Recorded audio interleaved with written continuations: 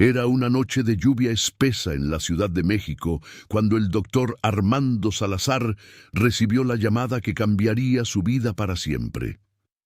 El teléfono sonó 3 veces antes de que lo tomara, y la voz al otro lado era casi un susurro desesperado. «Doctor, necesitamos que venga al Hospital Juárez. Algo está pasando en el ala norte, algo que no podemos explicar». Armando había trabajado en ese hospital durante 15 años. Conocía cada pasillo, cada sala de operaciones, cada rincón de aquel edificio centenario que había visto nacer y morir a miles de personas. Pero aquella noche, mientras conducía por las calles mojadas de la colonia Doctores, sintió un escalofrío que no tenía nada que ver con el frío de enero. El Hospital Juárez de México había sido inaugurado en 1847, construido sobre terrenos que alguna vez fueron parte de un antiguo cementerio colonial. Los trabajadores de la construcción habían encontrado cientos de huesos durante las excavaciones, pero en aquella época la necesidad de un hospital superaba cualquier superstición. A lo largo de los años, el hospital había sido testigo de epidemias, revoluciones, terremotos y crisis sanitarias. Sus paredes guardaban historias de dolor, esperanza y muerte, pero también guardaban secretos que nunca debieron ser desenterrados. Si te gusta esta historia, no olvides suscribirte al canal y déjanos en los comentarios desde dónde nos estás viendo. Tu apoyo significa mucho para nosotros. Cuando Armando llegó al hospital, la entrada principal estaba casi vacía. Solo había una enfermera en recepción, una mujer mayor llamada Guadalupe, que llevaba trabajando allí desde los años 70. Ella lo miró con ojos cansados y señaló hacia el elevador. «7º piso, ala norte. El doctor Medina lo está esperando». Armando notó que su mano temblaba cuando le entregó el pase de acceso. El elevador subió lentamente, haciendo ese sonido metálico característico que siempre le había parecido inquietante. Las luces parpadeaban mientras ascendía, y por un momento, en el reflejo de las puertas metálicas, creyó ver una figura blanca detrás de él. Se giró rápidamente, pero estaba solo. El 7º piso del ala norte había sido clausurado hacía 3 meses debido a problemas estructurales encontrados durante una inspección de rutina. O al menos, esa era la razón oficial. El doctor Roberto Medina lo esperaba frente a las puertas selladas con cinta amarilla de precaución. Era un hombre de 60 años, con el cabello completamente blanco y profundas ojeras que delataban noches sin dormir. «Gracias por venir, Armando», dijo con voz grave. «Sé que esto va a sonar absurdo, pero necesito que confíes en mí. Lo que estás a punto de ver no tiene explicación racional». Medina había sido mentor de Armando durante su residencia, un hombre de ciencia pura, escéptico hasta la médula. Si él estaba pidiendo ayuda para algo inexplicable, la situación debía ser grave. Cruzaron las puertas y el ambiente cambió inmediatamente. El aire era más denso, más frío, como si hubieran entrado en una nevera gigante. Las luces fluorescentes zumbaban de manera irregular. Algunas parpadeaban, otras estaban completamente apagadas. El pasillo se extendía ante ellos como un túnel interminable. «Comenzó hace exactamente 2 semanas», explicó Medina mientras caminaban. «El personal de seguridad reportó sonidos extraños provenientes de este piso. Pasos, carritos moviéndose, voces susurrando. Al principio pensamos que eran intrusos, pero las cámaras de seguridad no mostraban nada, absolutamente nada». Armando sintió que su corazón latía más rápido. «¿Y qué cambió?», preguntó. Medina se detuvo frente a la habitación 714 y lo miró fijamente. 3 noches atrás, alguien las vio. La habitación 714 había sido una sala de recuperación en los años 40. Según los archivos que Medina le mostró más tarde, Había alojado a pacientes con enfermedades terminales, personas que llegaban allí para pasar sus últimos días. La tasa de mortalidad en esa habitación había sido inexplicablemente alta, incluso para los estándares de la época. Cuando Medina abrió la puerta, Armando vio que alguien había dejado flores frescas sobre la cama vacía, rosas rojas, recién cortadas, con gotas de agua aún en los pétalos. «Nadie ha entrado aquí oficialmente desde la clausura», murmuró Medina. «Y sin embargo, cada mañana aparecen flores nuevas». Armando se acercó a tocarlas y sintió un frío penetrante que le subió por el brazo. Las flores estaban heladas, como si hubieran estado en un congelador. Esa noche, Armando decidió quedarse en el hospital para investigar. Instaló cámaras de video en varios puntos del 7º piso, colocó grabadoras de audio y estableció un sistema de monitoreo en una sala vacía del 6º piso. Medina se quedó con él y también convencieron a un joven enfermero llamado Miguel para que los ayudara. Miguel tenía apenas 25 años y había crecido escuchando historias sobre el Hospital Juárez. Su abuela había sido enfermera allí en los 50 y le había contado cosas que nunca pudo olvidar. «Mi abuela decía que había enfermeras que trabajaban en el turno de noche y que nadie conocía», comentó Miguel mientras revisaban los monitores. Decía que aparecían en las habitaciones de los pacientes más graves, siempre vestidas con uniformes antiguos, blancos, impecables, y que cuando ellas atendían a alguien, esa persona no amanecía viva. A las 2 de la madrugada, las cámaras captaron algo. En el monitor que mostraba el pasillo principal del 7º piso, una figura blanca atravesó lentamente el corredor. Era una mujer vestida con un uniforme de enfermera de los años 40. Vestido blanco largo hasta las rodillas, cofia almidonada, delantal impecable. Caminaba con pasos lentos pero decididos, empujando un carrito metálico que producía un sonido característico de ruedas oxidadas. Pero lo más perturbador era que no proyectaba sombra. Las luces del pasillo la iluminaban directamente, pero el suelo bajo ella permanecía oscuro. Armando sintió que la sangre se le congelaba en las venas. «Esto no puede ser real», susurró, pero el monitor no mentía. La figura se detuvo frente a la habitación 714 y giró la cabeza hacia la cámara, como si supiera que la estaban observando. Miguel comenzó a hiperventilar. «Es una de ellas, las enfermeras de las que hablaba mi abuela. Dios mío, existen de verdad». Medina intentó mantener la calma, pero sus manos temblaban mientras ajustaba los controles. «Tenemos que bajar ahí», dijo Armando, aunque cada célula de su cuerpo le gritaba que corriera en dirección contraria. «Necesitamos saber qué está pasando realmente». Subieron al 7º piso en silencio, cada uno perdido en sus propios pensamientos aterradores. Cuando las puertas del elevador se abrieron, el frío los golpeó como una ola. Era un frío antinatural, penetrante, que calaba hasta los huesos. El pasillo estaba vacío ahora, pero el carrito metálico seguía allí, frente a la habitación 714. Con sus ruedas oxidadas y una bandeja de instrumentos médicos que no habían estado ahí antes. Armando se acercó al carrito con pasos cuidadosos. Los instrumentos eran antiguos: pinzas de metal, jeringas de vidrio, bisturíes con mangos de marfil amarillento. Todo estaba impecablemente limpio, pero claramente era equipo médico de hace décadas. Tomó uno de los bisturíes y notó una inscripción en latín en el mango: «Misericordia in morte», misericordia en la muerte. En ese momento escucharon un sonido proveniente del interior de la habitación 714. Era un llanto suave, apenas audible, como el de alguien que ha perdido toda esperanza. Medina intentó abrir la puerta, pero estaba cerrada desde dentro. «¿Hay alguien ahí?», preguntó con voz firme, aunque Armando notó el temblor en sus palabras. El llanto se detuvo abruptamente, reemplazado por un silencio absoluto que era aún más aterrador.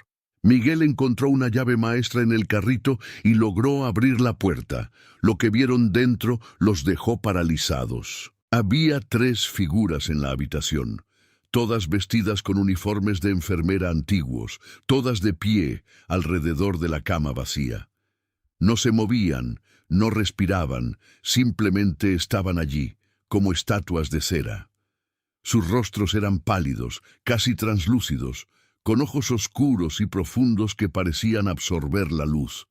Una de ellas giró lentamente la cabeza hacia ellos y sonrió, revelando dientes perfectamente blancos, pero de alguna manera completamente siniestros. «Ustedes no deberían estar aquí», dijo con una voz que sonaba como si viniera de muy lejos, distorsionada por el eco de décadas. «Este piso pertenece a los que nunca pudieron partir». Armando sintió que sus piernas no le respondían, pero logró dar un paso atrás. «¿Quiénes son ustedes?», logró articular. Las 3 enfermeras se movieron al unísono, como si fueran controladas por una sola voluntad. «Somos las que cuidamos de los olvidados», respondió otra de ellas, su voz como un susurro de viento entre hojas secas. «Los que murieron solos, en dolor, sin consuelo. Nosotras les damos la paz que el mundo les negó». La tercera enfermera se acercó al carrito y tomó una de las jeringas antiguas. «Y ahora ustedes han visto lo que no debían ver. Han cruzado el umbral entre los vivos y los que esperan». Miguel comenzó a rezar en voz baja, una oración que su abuela le había enseñado años atrás, específicamente para protegerse en ese hospital. Medina, recuperando algo de su compostura profesional, intentó razonar con las apariciones. Si son enfermeras, entonces entienden el juramento de no hacer daño. Nosotros también somos médicos, cuidamos de los vivos, no somos sus enemigos. Las figuras permanecieron inmóviles por un momento, como si consideraran sus palabras. Luego, la primera que había hablado se acercó más, tanto que Armando pudo ver que su piel no tenía textura real. Era como mirar a través de una película delgada de niebla. «Ustedes cuidan de los vivos», dijo con tristeza en su voz espectral. «Pero nosotras cuidamos de los que están atrapados entre ambos mundos. Los que no pueden irse porque fueron olvidados, porque nadie lloró su muerte, porque sus historias quedaron sin terminar». Señaló hacia el pasillo. «Hay 200 almas en este piso, 200 personas que murieron aquí y nunca fueron reclamadas, cuyos cuerpos fueron a fosas comunes, cuyos nombres se perdieron en el tiempo». En ese momento, las luces del pasillo comenzaron a parpadear más intensamente y otras figuras comenzaron a materializarse. Eran pacientes, hombres y mujeres de todas las edades, algunos con batas de hospital manchadas de sangre vieja, otros con ropas de décadas pasadas. Todos tenían la misma expresión de confusión y tristeza, como si no entendieran por qué seguían allí. Un hombre mayor con un pijama de los años 60 se acercó a Armando. «¿Ya vino mi familia?», preguntó con voz débil. «Dijeron que volverían, pero ha pasado tanto tiempo. No recuerdo cuánto». Armando sintió lágrimas quemando sus ojos. Estos no eran monstruos ni demonios, eran almas perdidas, personas que habían sido abandonadas incluso en la muerte. Miguel tocó el hombro de Armando. «Mi abuela me contó que en los 40 y 50, durante las grandes epidemias y después del terremoto del 57, el hospital se llenó tanto que muchos pacientes morían sin que hubiera tiempo de identificarlos adecuadamente. Sus cuerpos eran llevados a fosas comunes en Dolores o en el Panteón Civil de Tepito.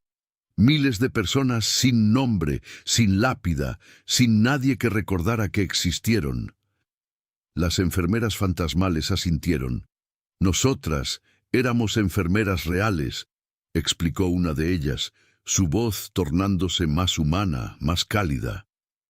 Morimos durante la epidemia de influenza de 1948. Nos infectamos cuidando a los pacientes y nos convertimos en las últimas víctimas. Cuando morimos, vimos a todas estas almas perdidas y decidimos quedarnos. No podíamos dejarlos solos en la oscuridad. La historia completa comenzó a revelarse durante esas largas horas de la madrugada. Las 3 enfermeras se llamaban Josefina, Carmen y Rosa. Habían sido amigas desde la escuela de enfermería y habían jurado dedicar sus vidas a cuidar de los más vulnerables. Durante la epidemia de 1948, trabajaron turnos de 20 horas sin descanso, durmiendo en los pasillos cuando el agotamiento las vencía. Habían visto morir a cientos de personas, muchas de ellas sin familia, sin recursos, sin nadie que reclamara sus cuerpos. Nos dolía tanto ver cómo eran tratados, como números, como estadísticas, dijo Carmen con voz quebrada. Merecían dignidad, merecían ser recordados. Entonces, cuando nosotras también morimos, decidimos convertirnos en su familia, en las guardianas de su memoria. Pero Medina, siempre el científico, necesitaba entender más. ¿Por qué ahora? ¿Por qué después de décadas están manifestándose más fuertemente? Josefina, quien parecía ser la líder del grupo, señaló hacia el suelo. Porque van a demoler el ala norte. Hemos escuchado los planes, las conversaciones. Van a derribar este edificio para construir algo nuevo. Y cuando eso pase, estas almas serán olvidadas para siempre. No podemos permitirlo. Armando comenzó a entender. No era una venganza lo que buscaban estas enfermeras espectrales, sino justicia, reconocimiento, memoria. ¿Qué necesitan de nosotros?, preguntó. Las enfermeras intercambiaron miradas y luego Rosa habló por primera vez. Su voz era la más joven de las 3, llena de esperanza a pesar de las décadas de espera. Necesitamos que cuenten nuestra historia, que documenten quiénes están aquí, que se aseguren de que no sean olvidados. Hay registros en el sótano del hospital, archivos que nadie ha revisado en décadas. Allí están los nombres, las historias, las caras de los olvidados. Señaló hacia varios pacientes espectrales que los rodeaban. Cada uno de ellos merece ser recordado. Cada uno tuvo una vida, sueños, amores, pérdidas. No dejen que se conviertan en polvo sin memoria. Armando, Medina y Miguel pasaron las siguientes semanas en los archivos del hospital. Era un trabajo monumental y desgarrador. En cajas mohosas y archivadores oxidados encontraron miles de documentos, certificados de defunción incompletos, fotografías amarillentas de pacientes, registros de ingresos sin información de familiares, cartas sin enviar. Cada documento era una vida, una historia. Había un niño de 8 años llamado Carlitos que murió de neumonía en 1952 y cuya madre nunca regresó a buscarlo. Una mujer llamada María Elena que dio a luz sola y murió de hemorragia en 1955, su bebé enviado a un orfanato. Un anciano llamado Don Esteban que sobrevivió al terremoto de 1957 solo para morir de un ataque cardíaco días después en el hospital sin que nadie supiera de dónde venía. Miguel trabajaba de noche, digitalizando cada documento, creando una base de datos. Medina contactó a genealogistas, historiadores y organizaciones de búsqueda de personas. Armando escribía las historias, humanizando los nombres y fechas, devolviéndoles la dignidad que la muerte apresurada les había quitado. Durante esas semanas, las apariciones en el 7º piso continuaron, pero ya no eran aterradoras. Los espíritus comenzaron a comunicarse más abiertamente, contando sus historias, mostrando sus recuerdos. Armando descubrió que podía verlos con más claridad ahora. Sus caras ya no eran borrosas, sino definidas, humanas, hermosas en su vulnerabilidad. Una noche, mientras revisaba una caja particularmente vieja, Armando encontró un diario. Pertenecía a Josefina, una de las enfermeras espectrales. Las páginas amarillentas contenían sus pensamientos durante los últimos días de su vida. 15 de octubre de 1948. Hoy perdimos a 17 pacientes, 17 almas que se fueron sin una mano que sostener, sin una palabra de consuelo. Carmen, Rosa y yo nos turnamos para estar con cada uno en sus últimos momentos, pero nunca es suficiente. Quisiera tener más manos, más tiempo, más vida para dar. Si pudiera hacer algo más, allá de la muerte para ayudarlos, lo haría sin dudarlo. Armando lloró mientras leía. Estas mujeres habían cumplido su promesa de la manera más extraordinaria posible. El proyecto comenzó a tomar vida propia. Medina convenció a la administración del hospital de crear un memorial en el vestíbulo principal. Sería un muro con los nombres de todos los pacientes identificados que habían muerto sin familia conocida, una forma de asegurar que nunca fueran olvidados. Organizaciones de derechos humanos se involucraron, viendo paralelismos con las fosas comunes contemporáneas. Periodistas comenzaron a cubrir la historia. Familias que habían perdido contacto con parientes décadas atrás comenzaron a aparecer buscando respuestas. Una mujer de 70 años encontró el nombre de su padre, quien había desaparecido cuando ella tenía 2 años. Él había muerto en el Hospital Juárez en 1954 de tuberculosis, solo y olvidado. Ahora, finalmente, tenía un lugar donde llorar su pérdida. Los eventos culminaron 3 meses después, en una ceremonia especial celebrada en el hospital. El arzobispo de México vino personalmente a bendecir el memorial y realizar una misa por los difuntos. Cientos de personas asistieron, familiares que habían encontrado a sus perdidos, trabajadores del hospital, activistas, periodistas. El muro memorial era una estructura hermosa de mármol negro con letras doradas, conteniendo 847 nombres recuperados de los archivos. En memoria de los olvidados del Hospital Juárez, decía la inscripción principal: sus vidas importaron, sus historias permanecen, nunca serán olvidados de nuevo. Armando, Medina y Miguel estaban en primera fila, exhaustos pero satisfechos. Esa noche, después de la ceremonia, los 3 regresaron al 7º piso por última vez. Las enfermeras espectrales los esperaban, pero algo había cambiado. Ahora brillaban con una luz suave y cálida, como si estuvieran hechas de luz de luna.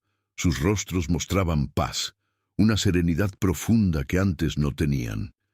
«Lo lograron», dijo Josefina con una sonrisa. «Les dieron voz a los sin voz, memoria a los olvidados. Ahora podemos descansar». Carmen se acercó a Miguel y tocó suavemente su mejilla. Él sintió un calor maternal, reconfortante. «Dile a tu abuela que tenía razón sobre nosotras, y dile que hizo bien en enseñarte a no temer a los muertos, sino a honrarlos». Rosa miró a Medina. «Gracias por creer, incluso cuando tu mente te decía que era imposible. La ciencia y la fe no están tan separadas como piensas». Los pacientes espectrales también comenzaron a aparecer uno por uno para despedirse. El hombre mayor que había preguntado por su familia se acercó a Armando.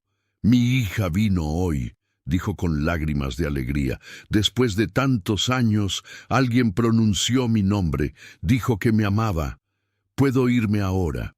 Uno tras otro, los espíritus se despidieron, sus formas volviéndose más translúcidas, más etéreas, hasta que comenzaron a disolverse en pequeñas partículas de luz que flotaban hacia el techo y desaparecían.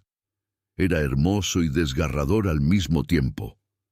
Armando sintió una mezcla de tristeza y alivio. Estas almas finalmente podían descansar, liberadas por el simple acto de ser recordadas. Cuando el último espíritu se desvaneció, las 3 enfermeras se tomaron de las manos. «Hay otros lugares como este», dijo Josefina suavemente. otros hospitales, otros edificios, otras ciudades llenas de almas perdidas que esperan ser recordadas. El trabajo que ustedes comenzaron aquí no debe terminar. Armando asintió solemnemente. No terminará, lo prometo. Las enfermeras sonrieron una última vez. Entonces, nuestra misión está completa. Fuimos enfermeras en vida y guardianas en muerte. Ahora finalmente podemos ser simplemente almas en paz. Sus formas comenzaron a brillar más intensamente, tan brillantes que Armando, Medina y Miguel tuvieron que cerrar los ojos. Cuando los abrieron de nuevo, estaban solos en el 7º piso. El frío antinatural había desaparecido. El aire era normal. El silencio era solo silencio, no el peso de cientos de almas atrapadas. Los 3 hombres bajaron en silencio al vestíbulo. El memorial brillaba suavemente bajo las luces nocturnas del hospital.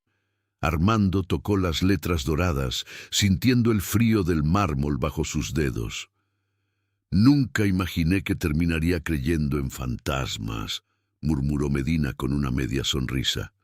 Pero tampoco imaginé que serían tan humanos. Miguel asintió. Mi abuela siempre decía que los fantasmas no son los muertos que regresan, sino los vivos que nunca se fueron.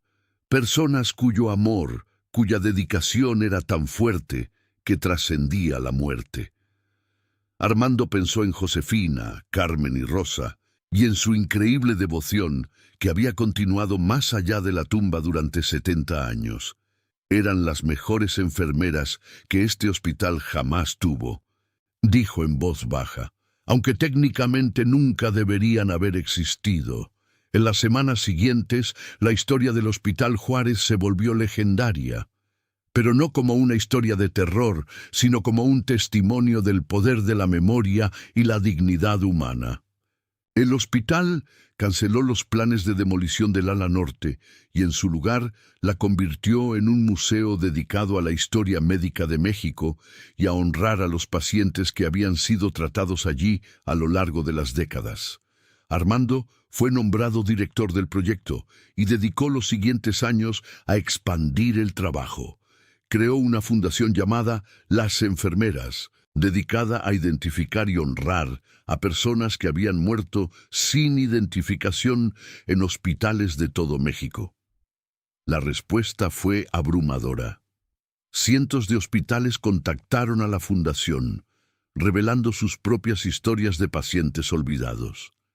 Miguel terminó su carrera de enfermería y se especializó en cuidados paliativos, dedicándose a asegurar que nadie muriera solo o sin dignidad. Llevaba un pequeño diario donde anotaba el nombre y algo especial de cada paciente que cuidaba en sus últimos momentos. Una tradición que dijo le había sido inspirada por Josefina. Cada persona merece ser recordada por algo más que su enfermedad, solía decir a los nuevos enfermeros. Merece ser recordada por quién era, qué amaba, qué soñaba. Sus compañeros lo consideraban un poco anticuado, pero los pacientes y sus familias lo adoraban por la humanidad que traía a un proceso tan doloroso. Medina, por su parte, escribió un libro sobre la experiencia titulado Entre la ciencia y el alma, los olvidados del Hospital Juárez. El libro se convirtió en un éxito inesperado, no solo en México, sino internacionalmente. Generó conversaciones sobre cómo los sistemas de salud tratan a los pacientes sin recursos, sobre la importancia de la dignidad en la muerte y sobre la necesidad de preservar las historias de los más vulnerables. Medina dio conferencias en universidades y hospitales alrededor del mundo, siempre terminando con la misma pregunta. ¿Cuántos olvidados hay en sus propias instituciones? ¿Y qué están haciendo ustedes para recordarlos? Armando nunca volvió a ver a las enfermeras espectrales después de aquella noche, pero a veces, cuando trabajaba tarde en el museo que había sido el 7º piso, sentía una presencia cálida y reconfortante, un leve aroma a flores frescas cuando no había flores cerca. el suave sonido de pasos ligeros en el pasillo vacío. Una vez, encontró una rosa roja en su escritorio con una nota escrita en caligrafía antigua. Gracias por mantener nuestra promesa. J. C. y R. La guardó en un marco junto con el bisturí antiguo que había encontrado aquella primera noche, inscrito con las palabras Misericordia in morte. El museo se convirtió en un lugar de peregrinación para familias que buscaban conexión con su pasado. Los archivos digitalizados permitieron a miles de personas encontrar información sobre parientes perdidos. Una sección especial del museo estaba dedicada a las 3 enfermeras, con fotografías encontradas en los archivos antiguos, mostrándolas jóvenes y sonrientes en sus uniformes, llenas de vida y esperanza. Los visitantes dejaban flores frente a sus fotografías, velas, notas de agradecimiento. «Gracias por cuidar de mi abuelo cuando nadie más lo hizo», decía una. «Mi bisabuela murió sola aquí en 1949. Gracias por estar con ella», decía otra. El museo se convirtió en un lugar de sanación tanto para los vivos como para los muertos. 5 años después de aquella noche, en el aniversario de la inauguración del memorial, Armando organizó una vigilia especial. Cientos de personas llegaron con velas, formando un río de luz que serpenteaba desde el vestíbulo hasta el 7º piso. Leyeron en voz alta los nombres de los 847 identificados, y luego los nombres de los miles que aún permanecían sin identificar, pero no olvidados. Fue un acto simple pero poderoso. Armando sintió que el peso en su corazón que había llevado desde aquella primera noche finalmente se aligeraba. Había cumplido su promesa. Los olvidados habían sido recordados. Pero la historia no terminó allí. El trabajo de la Fundación Las Enfermeras se expandió más allá de los hospitales. Comenzaron a trabajar con fosas comunes de la época de la violencia del narcotráfico, con cementerios abandonados, con archivos de desaparecidos. Cada persona que identificaban, cada historia que recuperaban, era una victoria contra el olvido.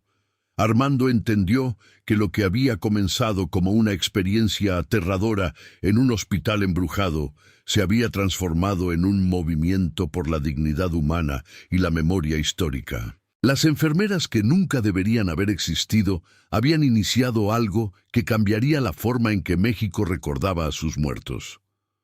Una tarde lluviosa, similar a aquella primera noche, Armando recibió una llamada de una anciana. «Mi nombre es Leticia», dijo con voz temblorosa. «Soy la sobrina de Carmen, una de las enfermeras. Acabo de enterarme de su historia a través de su museo. No sabía qué le había pasado. Simplemente desapareció en 1948 y nunca supimos más. Gracias por encontrarla. Gracias por contarnos quién era realmente». Armando sintió lágrimas corriendo por sus mejillas. «Ella era una heroína», dijo suavemente, «y ahora todo el mundo lo sabe». Esa noche, Armando subió solo al 7º piso. El museo estaba cerrado y silencioso. Se paró en el mismo lugar donde había visto a las enfermeras por primera vez y miró alrededor. Las habitaciones ahora contenían exhibiciones cuidadosamente curadas, fotografías, objetos personales de pacientes y personal médico, historias de vida y muerte. Era un espacio de memoria, pero también de esperanza. «Lo logramos», susurró al aire vacío. «Su historia vivirá para siempre».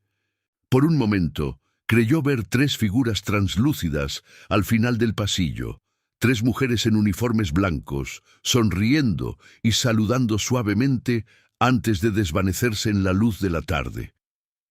Los años pasaron y el Hospital Juárez continuó operando, salvando vidas, sirviendo a la comunidad.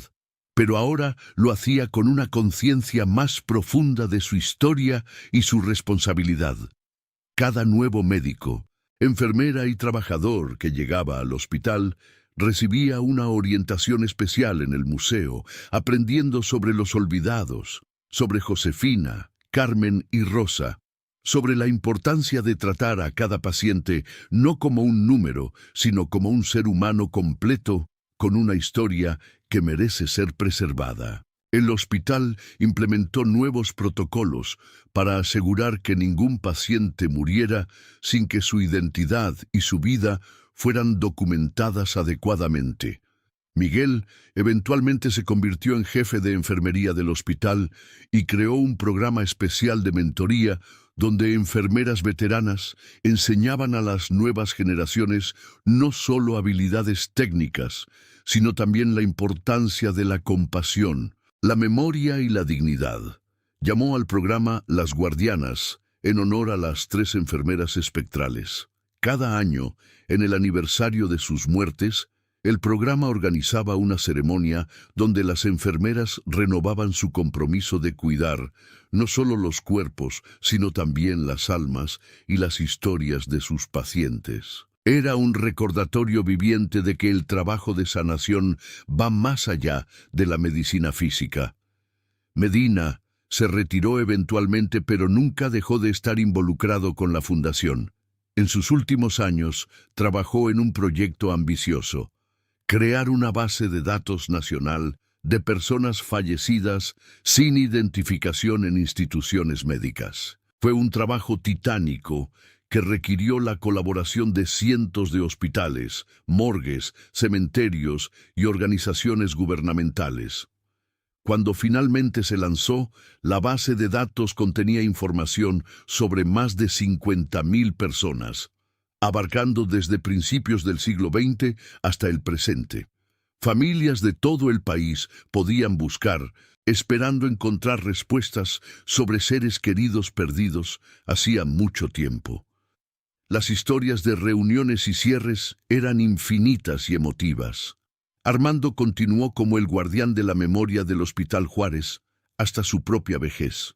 El museo se expandió varias veces, incorporando nuevas exhibiciones, nuevas historias, nuevas tecnologías para preservar el pasado.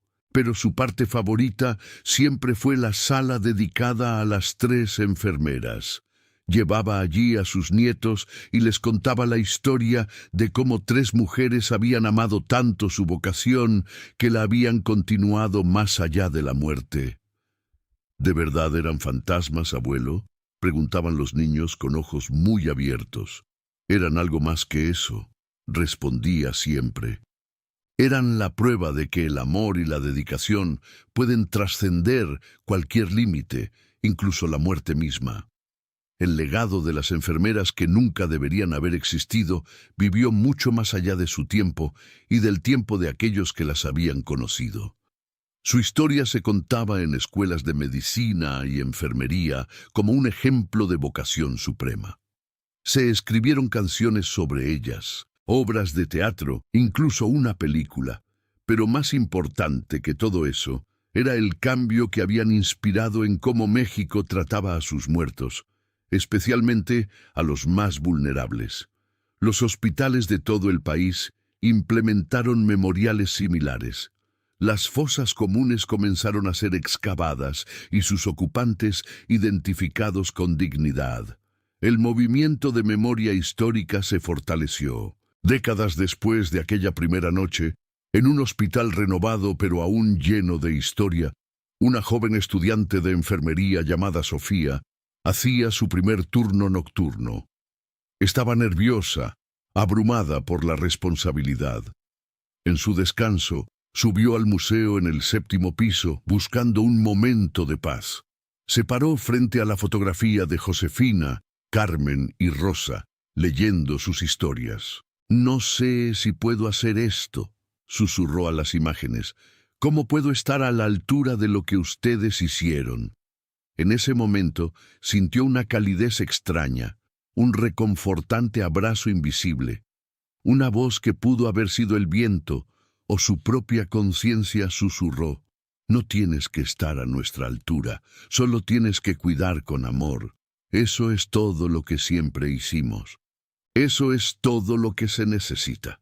Sofía bajó de regreso a su turno con renovada determinación. Esa noche cuidó de un anciano sin familia que estaba en sus últimos días. Le sostuvo la mano, le habló suavemente, se aseguró de que supiera que no estaba solo.